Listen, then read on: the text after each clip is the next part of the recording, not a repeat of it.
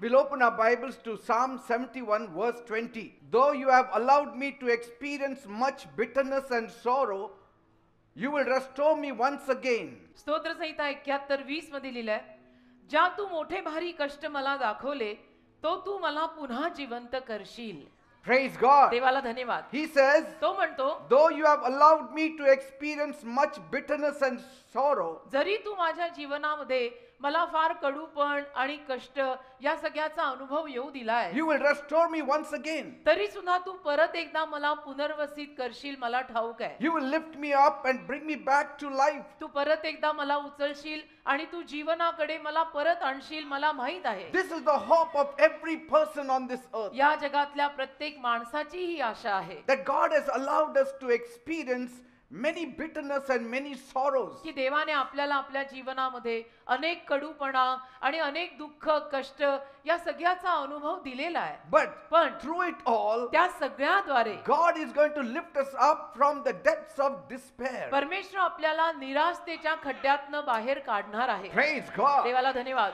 The world today is filled with bitterness. आजचं संपूर्ण जग कडूपणाने भरलेलं आहे. As countless people struggle under the weight of life's harassment, अगणित माणसं आयुष्याच्या छळाखाली दडपलेली आहेत, brokenness, तुटलेली आहेत, broken relationships, त्यांची नाती तुटलेली आहेत, financial struggles, आर्थिक अडचणी आहे, पैशाची अडचण आहे, loss, त्यांचं नुकसान झालंय, betrayal, त्यांना कोणीतरी धोका दिलेला आहे and unfulfilled dreams. आणि त्यांची स्वप्न म्हणून पूर्ण नाही झालेली. Such things have left many feeling hopeless and bitter. अशा या अनुभवामुळे अनेक लोक कडू झालेले आहेत, निराश झालेले आहेत. Bitterness has become a heavy burden. आणि म्हणून कडूपणा एक फार मोठं ओझं माणसाच्या हृदयावर आज आलंय. Even in the midst of bitterness, आणि या सगळ्या कडूपणामध्ये सुद्धा there is hope for you. तुमच्यासाठी मात्र आशा आहे. There is hope for you. तुमच्यासाठी मात्र आशा आहे. If you turn to God, तुम्ही जर देवाकडे वळलात, bitterness shall not be the end of your story. तर तो कडूपणा तुमच्या कहाणीचा अंत नसणार आहे. Praise God. देवाला धन्यवाद. In fact, उलट पक्षी those hard times can be an opportunity ज्या काही अवघड प्रसंगातनं तुम्ही जाताय ते सगळे प्रसंग तुमच्यासाठी एक संधी म्हणून पुढे येऊ शकतात. to learn some vital lessons of life आणि त्यातून तुम्ही आयुष्याचे काही महत्त्वाचे धडे सुद्धा शिकून घेऊ शकता. and grow stronger आणि त्यातून तुम्ही प्रभूमध्ये अजून खंबीर बलवान होऊ शकता. and discover that life without God is truly meaningless. आणि त्यातून तुम्हाला होता होता हा शोध एके दिवशी लागेलच की देवाशिवायचं जीवन अर्थहीन जीवन आहे. There are moments in our life आपल्या आयुष्यामध्ये असे काही क्षण येतात when we are forced to lean on God. जेव्हा आपल्याला बळजबरीनं का होईना पण देवावर अवलंबून राहावं लागतं. असे क्षण प्रत्येकाच्या आयुष्यात येतात. I found God मला देव सापडला when I was cornered in life. जेव्हा अडीअडचणीमध्ये माझ्या आयुष्यात मी अडकलो, माझ्या आयुष्यात मी कॉर्नर झालो आणि मला देव सापडला. When I found God, आणि जेव्हा मला देव सापडला I found hope. त्यानंतर मला आशा सापडली. I found purpose in life. त्यानंतर मला माझ्या आयुष्याचा संकल्प सापडला की मी या जगात जन्माला का आलोय. Praise God. देवाला धन्यवाद. The burdens of life didn't disappear overnight, आणि आयुष्याची ओझी माझी एका रात्रीमध्ये तर नाहीशी झाली नाही,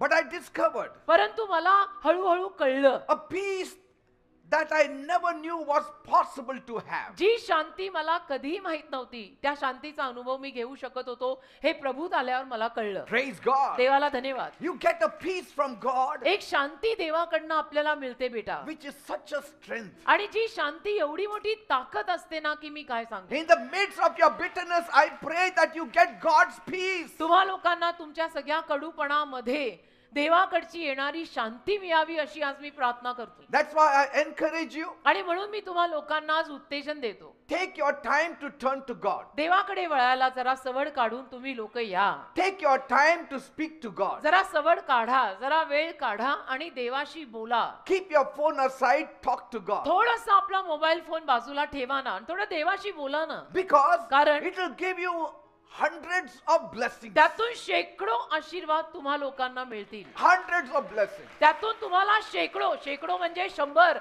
100हून जास्त आशीर्वाद तुम्हाला मिळतील. Trust God with your pain. आणि तुमच्या वेदनेमध्ये देवावर विश्वास ठेवा. Trust God with your disappointments. तुमच्या नाराजीमध्ये सुद्धा की माझा आत्मा फार नाराज झालाय देव बाप्पा, त्याच्यातही देवावर विश्वास ठेवा. He can turn your bitterness into sweetness. कारण देव तुमचा कडूपणा गोडवीत बदलू शकतो. Praise God. देवाला धन्यवाद. Just as He did for me, He will do for you. आणि जसं देवाने माझ्यासाठी केलंय तसं देव तुझ्यासाठीही करेल. Life is not over yet. आयुष्य अजून संपलेलं नाहीये. Your story is not over yet. तुझी जीवन कथा अजून संपलेली नाहीये. Bible says in Job 12 verse 10, योबाचा 12वा अध्याय 10वं वचन बायबल म्हणतं, in his hands is the life of every creature त्याच्या हातामध्ये प्रत्येक मानवाचं जीवन आहे. and the breath of all mankind. त्याच्या हातामध्ये प्रत्येक मानवाचा श्वास आहे. Praise God. देवाला धन्यवाद. Through the Lord Jesus Christ, प्रभू येशू ख्रिस्तांच्या द्वारे Jesus came to heal all kinds of bitterness. येशू ख्रिस्त सर्व पद्धतीचा कडूपणा बरा करायला आले. Jesus took the sins of the whole world, येशूंनी संपूर्ण जगाचं पाप स्वतःवर घेतलं. died on the cross of Calvary, काल्वरी नावाच्या वधस्तंभावर येशू मरण पावले. and on the third day he rose again. मेल्या पश्चात तिसऱ्या दिवशी येशू परत जिवंत झाले. Today Jesus is alive. आज येशू जिवंत आहेत बेटा. You don't need to live in bitterness. तुम्ही लोकांनी अशा कडूपणात जगायची गरज नाहीये. No matter what has happened in your life, काहीही जरी तुमच्या जीवनात झालेलं असेल, Jesus can make you brand new. येशू तुम्हाला नवीन कोरं करू शकतात. He can erase your past. येशू तुमचा भूतकाळ पुसून टाकू Jesus शकतात. can remove your sins. येशू तुमचं पाप काढू He शकतात. can remove your pain. येशू तुमच्या वेदना काढू Jesus शकतात. can remove your past येशू तुमचा भूतकाळ काढू and give you a शकतात. brand new